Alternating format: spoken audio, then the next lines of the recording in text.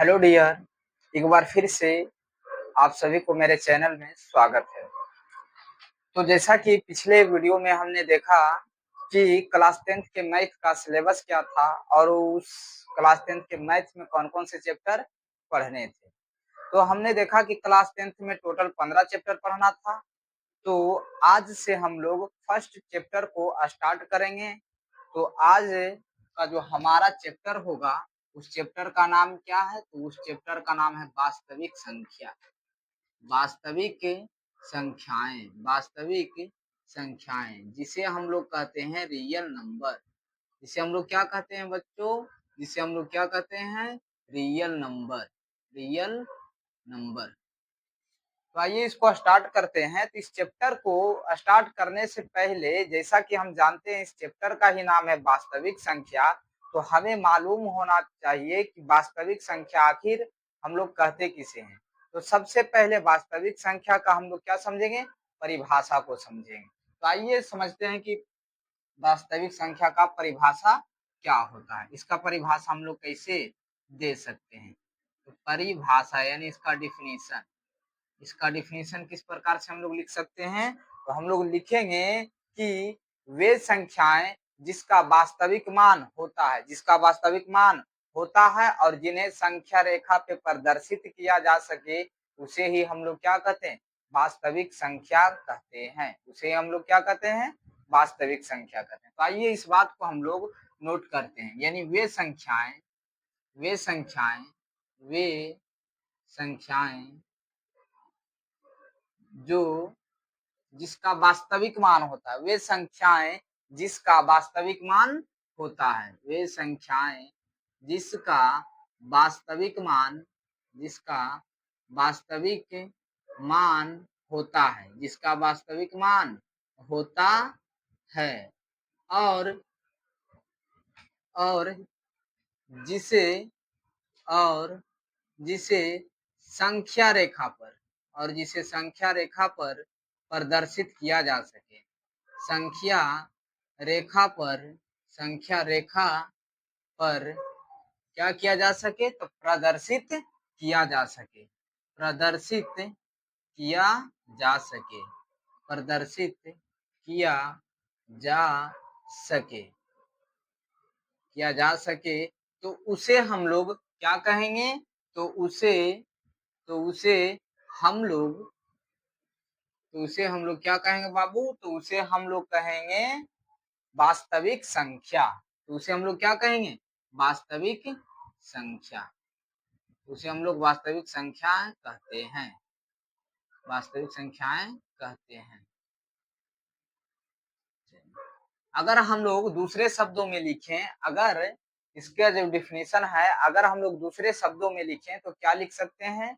तो दूसरे शब्दों में लिखेंगे, यानी यहाँ पे अथवा करके इसका एक और डिफिनीशन लिखा जा सकता है कि परिमेय और अपरिमेय संख्याओं के संग्रह को वास्तविक संख्या कहते हैं।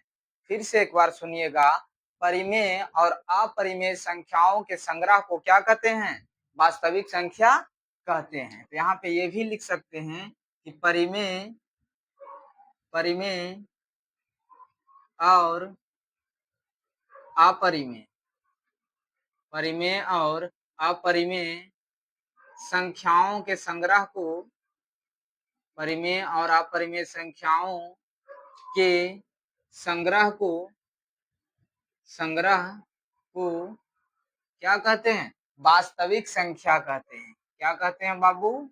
तो वास्तविक संख्या कहते हैं, वास्तविक संख्या कहते हैं, यानी रियल नंबर कहते हैं। चलिए अब इसका कुछ एग्जाम्पल पूछेगा तो इसके एग्जाम्पल में क्या क्या होंगे? तो इसके एग्जाम्पल बहुत सारे दे सकते हैं। जैसे कि इसका एग्जाम्पल में हम लोग क्या लिख सकते हैं?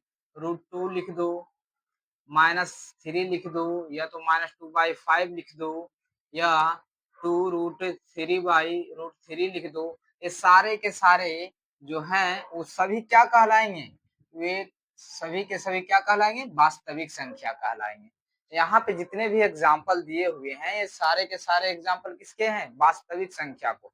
और वास्तविक संख्या को हम लोग कैपिटल R द्वारा प्रदर्शित करते हैं। वास्तविक संख्याओं को, वास्तविक जो संख्या होती है, वास्तविक संख्या को यानी रियल नंबर को, वास्तविक संख्या को किसके द्वारा प्रदर्शित किया जाता है? तो वास्तविक संख्या को कैपिटल आर द्वारा, कैपिटल आर द्वारा सूचित किया जाता है। कैपिटल आर द्वारा क्या किया जाता है? सूचित किया जाता है। कैपिटल आर द्वारा सूचित किया जाता है। चलिए, तो अभी जो हम लोगों ने जाना क्या, वास्तविक संख्या के बारे में। तो यहाँ जैसा कि हम सेकेंड डिफिनीशन जो लिखे हैं कि परिमेय और अपरिमेय संख्याओं के संग्रह को क्या कहते हैं? वास्तविक संख्या। तो यहीं से हम अब चैप्टर को एक डायग्राम के थ्रू समझाएंगे। तो सबसे पहले वास्तविक जो संख्या होती है, वास्तविक जो संख्या होती है उसे हम लोग दो पार्ट में बांटते हैं। कितने पार्ट में बांटते हैं? दो पार्ट में बांटते हैं। वास्तविक संख्या को, वास्तविक संख्या को सबसे पहले इसे हम लोग क्या करते हैं, इसको साफ करते हैं, उसके बाद में आगे हम लोग एक डायग्राम से समझते हैं। क्यों? क्योंकि वास्तविक संख्या जो चैप्टर है, इस चैप्टर में हमें विभिन्न संख्याओं का ज्ञान होना अति आवश्यक है। तो आइए हम लोग उसी को यहाँ एक डायग्राम के थ्रू समझते हैं।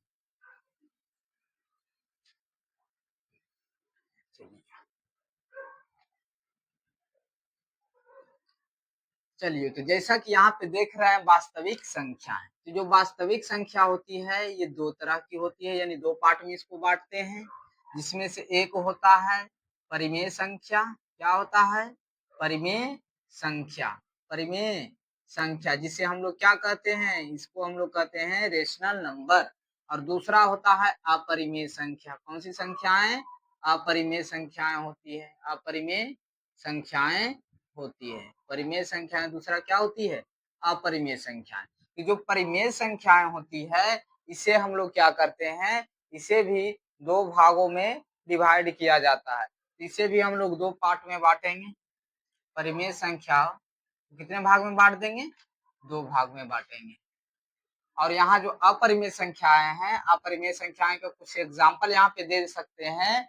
जैसे में यहाँ पे इसका एग्जाम्पल क्या हो गया? √3 हो गया, 2 हो गया, √3 हो गया, √5 हो गया, √7 हो गया, डॉट डॉट डॉट। इस प्रकार से ये सारे के सारे जो संख्या है वो क्या कहलाएंगे? अपरिमेय संख्या।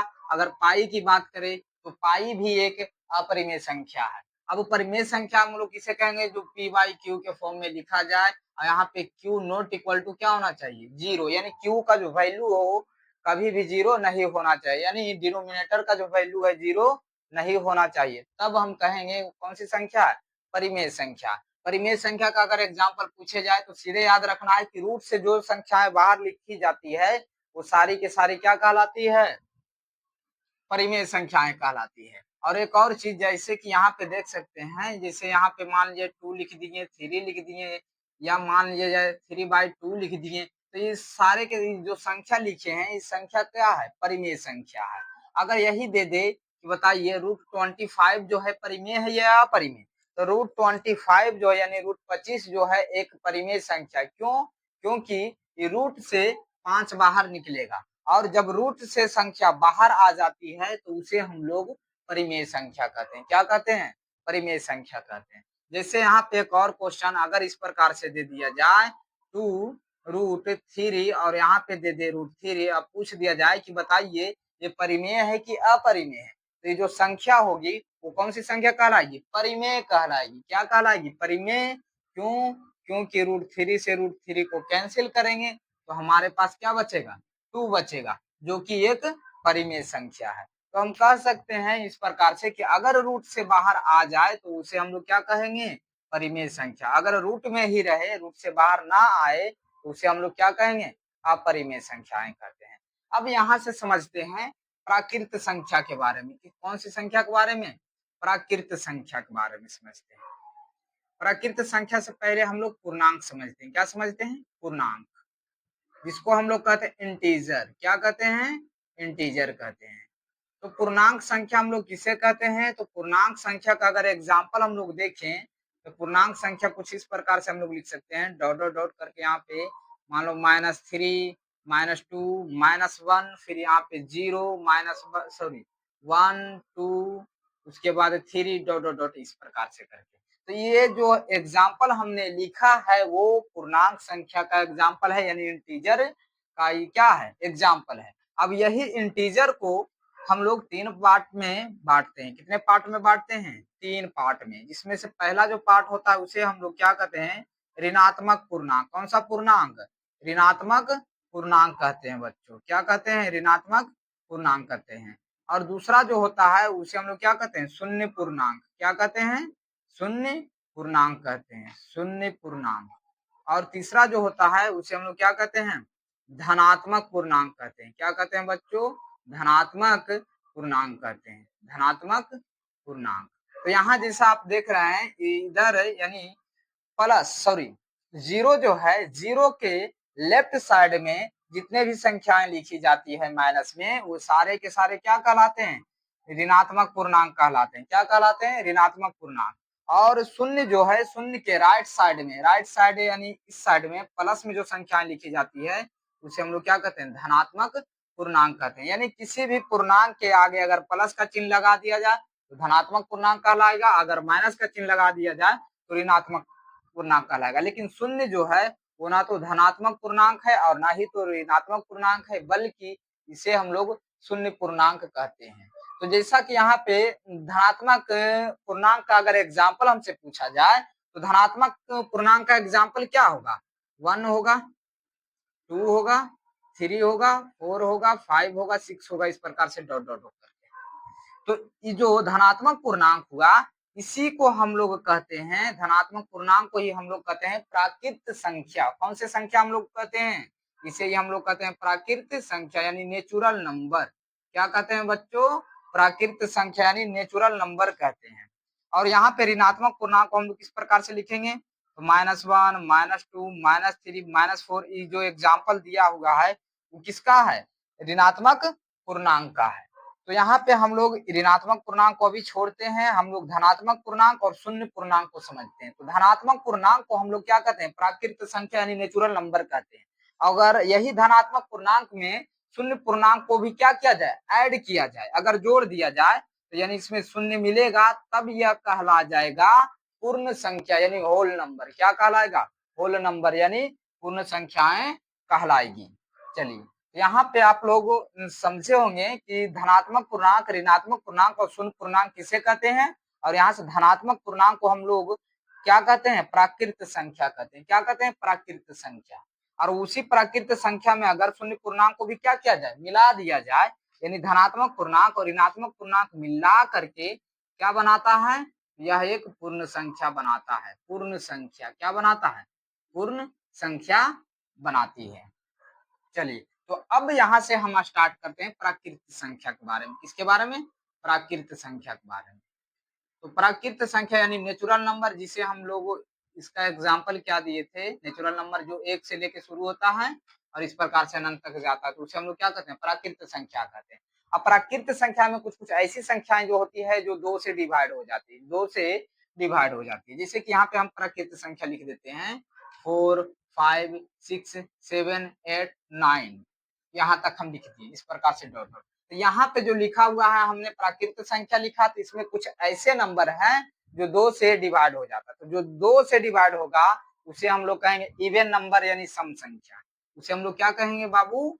इवन नंबर यानी सम संख्या कहेंगे। तो बताओ कौन सा संख्या जो 2 से डिवाइड हो जाएगा? 2 होगा, 4 होगा, 6 होगा, 8 होगा। यानी ये जो सारे संख्या है, इस सभी संख्याओं को हम लोग क्या कहेंगे? ये जो संख्या ये सभी को हम लोग क्या कहेंगे?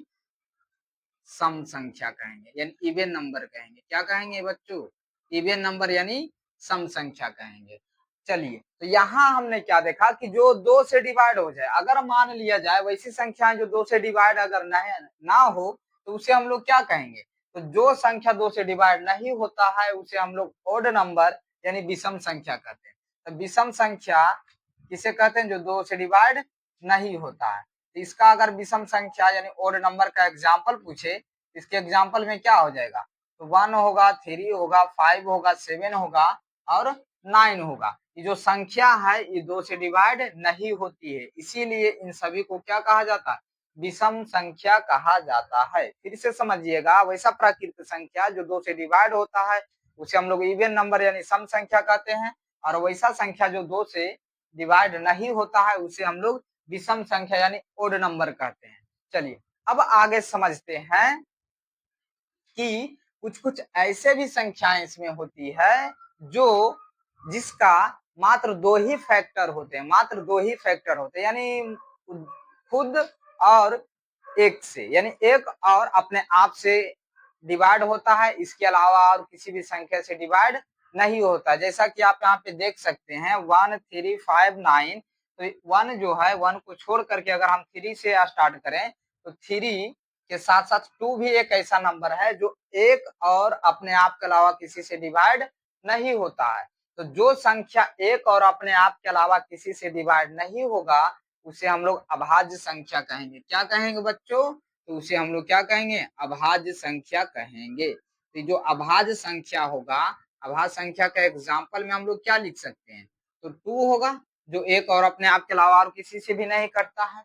उसके बाद क्या हो जाएगा? 3 होगा, उसके बाद 5 होगा, उसके बाद 7 होगा, उसके बाद क्या होगा? 9 नहीं, 9 नहीं होगा। क्यों नहीं होगा? यहाँ पे हम क्या बोले? अभाज्य संख्या हम लोग उसे कहेंगे जो एक और अपने आप के अलावा किसी से ना कटे। लेकिन 9 जो है एक और अपने आप के अलावा किसी दूसरे नंबर से भी कट जा रहा है, जैसा कि 3 से भी कट रहा है, तो इसे हम लोग अभाज्य संख्या नहीं कहेंगे, इसे हम लोग अभाज्य संख्या नहीं कहेंगे। तो और किसे कहेंगे? 11 के कहेंगे, उसके बाद 13 को कहेंगे, उसके बाद 15 को कहेंगे तो नहीं कहेंगे। क्यों?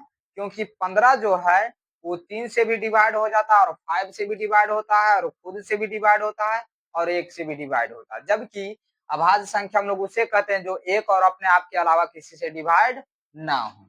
चलिए उसके बाद आगे हम लोग समझते हैं, तो अभाज्य हो गया। लेकिन कुछ कुछ संख्या ऐसे जो है, मान लिया जाए अभी जैसा हमने बताया कि एक और अपने आप के अलावा किसी से डिवाइड नहीं होगा, उसे हम लोग क्या कहेंगे? तो उसे हम लोग क्या कहेंगे? अभाज्य संख्या कहेंगे। लेकिन अगर एक और अपने आप के अलावा किसी और नंबर से भी कट जाए तो उस संख्या को हम लोग क्या कहेंगे? तो उस संख्या को हम लोग क्या कहेंगे? एक और अपने आप के अलावा किसी और से कट जाए तो उसे हम लोग क्या कहेंगे? तो उसे हम लोग कहते हैं भाज्य संख्या। क्या कहते हैं बाबू? भाज्य संख्या कहते हैं। तो भाज्य संख्या का एग्जाम्पल क्या हो जाएगा? जो एक अपने आप के अलावा किसी और से कट जाए। तो पहला एक तो नहीं होता है, 2 से स्टार्ट करते हैं तो 2 एक और अपने आप के अलावा किसी से नहीं कटता। 3 को स्टार्ट करते हैं तो एक अपने आप के अलावा किसी से नहीं कटता है। तो क्या 4 एक अपने आप के अलावा किसी से कटता है? तो हाँ कटता है, बिल्कुल कटता है। 4 जो है यानी 4 जो है क्या क्या चीज से? तो 1 से भी कटता है, यानी एक से भी कटता है और अपने आप से भी कटता है और इसके अलावा 2 से भी कटता है। तो हम सबसे पहले भाज्य संख्या क्या होगा? 4 होगा, उसके बाद 6 होगा, उसके बाद 8 होगा, उसके बाद 9 होगा, उसके बाद 11 तो नहीं होगा, 13 भी नहीं होगा, सॉरी 12 तो होगा, 13 नहीं होगा, 14 होगा, 15 भी होगा। तो ये जो संख्या हमने लिखा ये सारे के सारे संख्याएं क्या कहला देगी? भाज्य संख्या। क्यों? क्योंकि ये एक और अपने आप के अलावा किसी अनदर नंबर से भी कटता है, किसी दूसरे नंबर से भी क्या हो जाता है? विभाजित हो जाता है। तो उसे हम लोग क्या कहेंगे? भाज्य संख्या। और जो एक अपने आप के अलावा किसी से ना कटे उसे हम लोग क्या कहते हैं? अभाज्य संख्या। अब यहाँ से क्वेश्चन पूछा जाता है कि बताइए बताइए सबसे छोटी अभाज्य संख्या क्या है? सबसे छोटी अभाज्य संख्या क्या होगा? 2 होगा। उसके बाद सबसे छोटी भाज्य संख्या क्या होगी? तो सबसे छोटी भाज्य संख्या क्या होगी? 4 होगी। और अगर पूछ दे कि सबसे छोटी विषम संख्या क्या होगी? तो सबसे छोटी विषम संख्या क्या होगी? 1 होगी। उसके बाद अगर सबसे छोटी प्राकृत संख्या पूछे तो सबसे छोटी प्राकृत संख्या क्या होगा? 1 होगा। और वही पूछ दे कि सबसे छोटी पूर्ण संख्या बताओ तो क्या होगा? 0 होगा।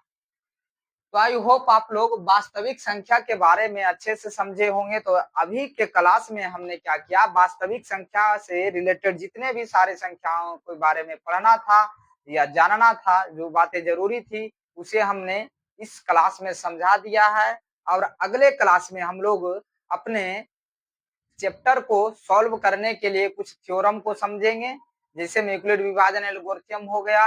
इन सभी को हल करने के लिए, इसका यूज करने के लिए हम लोग अगले वीडियो में पढ़ेंगे। तो बच्चों आज का जो क्लास है बस यही तक। अगले क्लास में हम लोग क्या करेंगे, क्वेश्चन को भी सॉल्व करना सीखेंगे। Okay, thank you.